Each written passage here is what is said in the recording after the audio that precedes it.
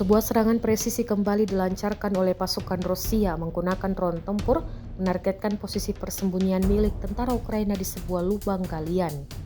Dalam rekaman yang beredar, dua tentara Ukraina terlihat berusaha menembak jatuh drone yang mendekat.